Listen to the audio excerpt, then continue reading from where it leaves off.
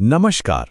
आज हम बात करेंगे नटेश्वर भैरव की दिव्य और कह सकते हैं थोड़ी रहस्यमयी गाथा के बारे में। ये एक ऐसी कहानी है ना जो नृत्य के जरिए, डांस के जरिए पूरे ब्रह्मांड के बनने और उसके संतुलन की बात करती है। तो ये सिर्फ एक पौराणिक कथा नहीं है, बल्कि ये तो जीवन की अपनी लय का एक उत्सव है। देखिए, इस पूरी कहानी का जो सार है ना, वो इसी एक लाइन में छिपा है।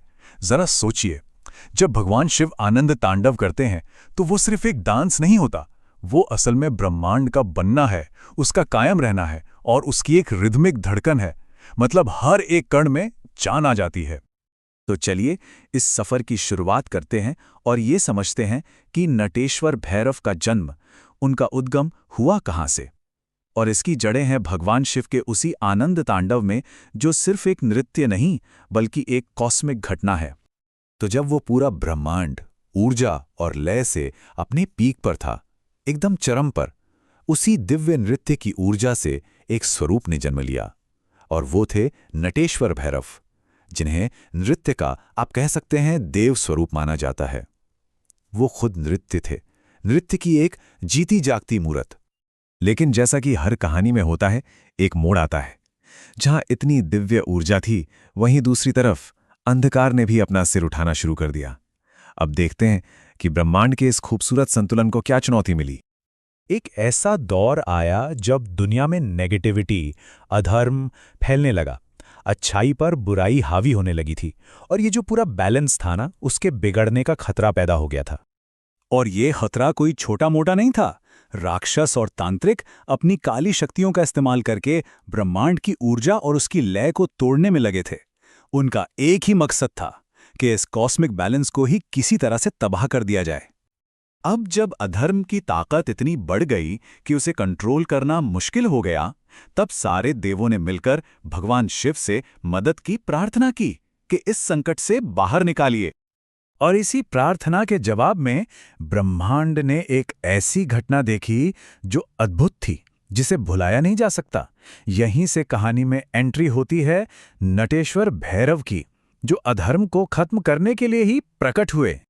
भगवान शिव ने जवाब दिया, पर शब्दों से नहीं, एक्शन से।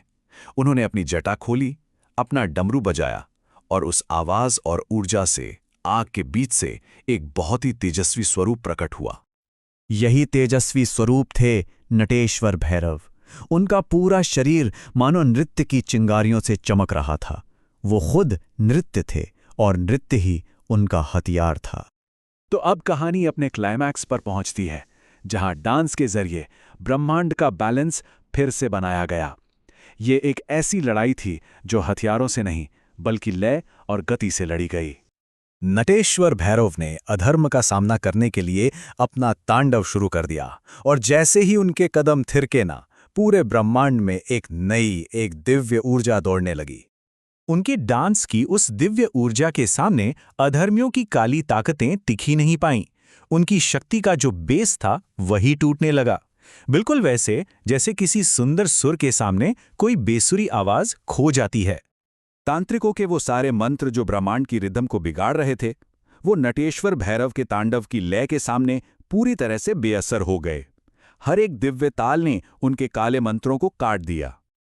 और हाँ, ये समझना बहुत जरूरी है कि ये सिर्फ विनाश का नृत्य नहीं था, ये सृजन का भी था। जो आत्माएं अंधेरे में भटक गई थीं, उन्हें इस नृत्य की दिव्य ऊर्जा से सही रास्ता और एक नई दिशा मिलने लगी। इस तांडव की ताकत को जरा समझिए। उनका हर एक कदम एक पवित्र मंत्र था, हर एक रिदम एक अचूक हथियार, और हर एक मूवमेंट एक दिव्य शक्ति थी जो बैलेंस को, संतुलन को फिर से स्थापित कर रही थी।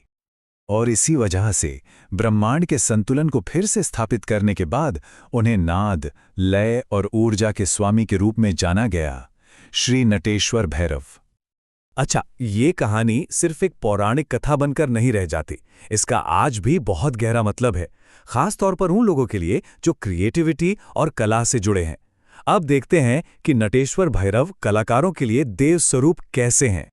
ऐसी मान्यता है कि कोई भी जो संगीत से, नृत्य से, कला से, मतलब किसी भी तरह के क्रिएशन से जुड़ा है, उस पर नटेश्वर भैरव की एक खास कृपा होती है। क्योंकि सोचिए, ये सारी कलाएं हैं क्या? आखिरकार लय और ऊर्जा का ही तो खेल है सब। कहते हैं कि उनकी उपासना से बुद्धि तेज होती है, क्रिएटिव पावर बढ़ती है और सबसे जरूरी, जीवन में एक रिदम और बैलेंस आता है। ये भी माना जाता है कि उनकी पूजा से नेगेटिव एनर्जी दूर होती है और एक पॉजिटिव फ्लो बनता है। तो नटेश्वर भैरव की ये कथा हमें यही सिखाती है कि जीवन में लय और संतुलन की कितनी अहमियत है, और ये एक सवाल भी छोड़ जाती है कि आखिर हम सबके जीवन में वो लय और संतुलन आता कहाँ से है। सोचने वाली बात है ना।